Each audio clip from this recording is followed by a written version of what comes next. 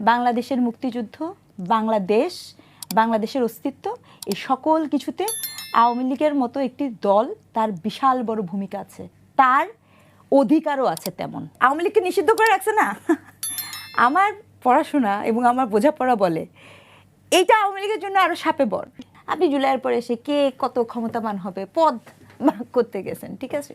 তো এখন ওইখানে আপনি যখন রুটি ভাগাভাগি করতে গেছেন তখন ওই সংকটটা ওই দিনই সব শেষ হয়ে গেছে, ওই মুহূর্তে ইটস গন। কারণ আপনি রুটিটা ভাগ করতে গেছেন, কারো পক্ষে রুটি পড়ছে, কারো পক্ষে যখন রুটি পড়ে নাই, যার পক্ষে রুটি পড়ে নাই সে তখন রুটি যেহেতু পায় নাই, চেয়ারের মসনদটাতে যেহেতু সে অ্যাক্সেস করতে পারে নাই, সে তখন মনে করছে যে আমি যেভাবেই হোক আমার দাপটটা দেখাবো। স্পিরিট শেষ। জুলাইয়ের মধ্যে আপনাকে নিয়ে ট্রল হয় নাই, ইসেকে নিয়ে ফজলুল হক সাহেবকে নিয়ে ট্রল হয় নাই, তারপরে মনে করেন জেরা খান পান্নাকে নিয়ে আপনি করেন নাই। মানে এরকম পার্সেন্ট ধরে ধরে আমি আপনাকে বলতে পারবো যারা কিনা অভ্যুত্থানে সরাসরি সক্রিয় মানুষ ছিল, আপনি তাদেরকে কাট অফ করেন নাই। কেন করছেন? কি জন্য করছিলেন? তার কারণ কেন করছেন জানেন? কারণ আপনি তো বলেননি, আমরা তো কেউ তো জানতো না যে জুলাই মানে হচ্ছে ৭১ ভার্সাস ২৪। এই ডিসকোর্সটা আপনি আনলেন কি করে? এই ডিসকোর্সটা আনলেন কি করে ৭১ ভার্সাস ২৪? ৭১ ভার্সাস ২৪ কখনো হয়? একটা রাষ্ট্র, একটা বাংলাদেশ, একটা স্বাধীন পতাকা, আপনার রাষ্ট্রের, আমি তো এখন এই ধরনের বক্তা পাই, আই এম ভেরি সরি, যে বলে কি বাংলাদেশের নাম বদলে দিবে। নাম বদলে দেওয়া উচিত। ক্রেজি নাকি? মাথার মধ্যে কি আসলে কি আছে? জাতীয় সঙ্গীতও তো চেঞ্জ করতে চাচ্ছেন, আপনি সেটা চেঞ্জ করতে চাচ্ছেন। আপনি এগুলো বলছিলেন আপনি জুলাইয়ের আগে। I need to ask, did you ever said? আপনার মনে হয় যে জুলাইয়ের আগে যদি এই ধরনের বক্তব্য কেউ দিত, এই জুলাই হতো?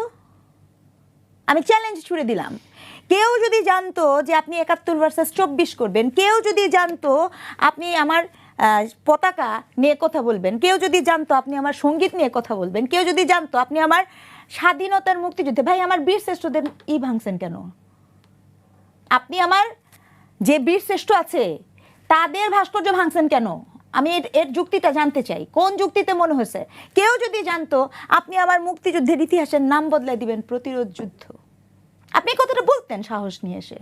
আমরাও দেখতে চাইতাম যে কতজন সে আন্দোলনে শরিক হইতো, যে আন্দোলন ছিল অন্যায়ের বিপরীতে। আপনি অন্যায়ের বিপরীতে হওয়া আন্দোলনের শক্তিকে অন্যায় করার জন্য কি করে সম্মত হইলেন? আপনি কি করে বলতে পারলেন রাষ্ট্রপক্ষ থেকে মব একটি প্রেশার গ্রুপ? জুলাইয়ের আগে কখনো কি আমরা দেখেছি? বাংলাদেশে অনেক মব হয়েছে, ট্রু, সেটা জুলাইয়ের সাথে কেন্দ্র না, আগে থেকেও হয়েছে। তাতে কি মব জাস্টিফাইড? তাতে কি মব জাস্টিফাইড? মব তখনও খারাপ, মব এখনও খারাপ, মব ভবিষ্যতেও খারাপ হওয়ার কথা, তাই নয় কি?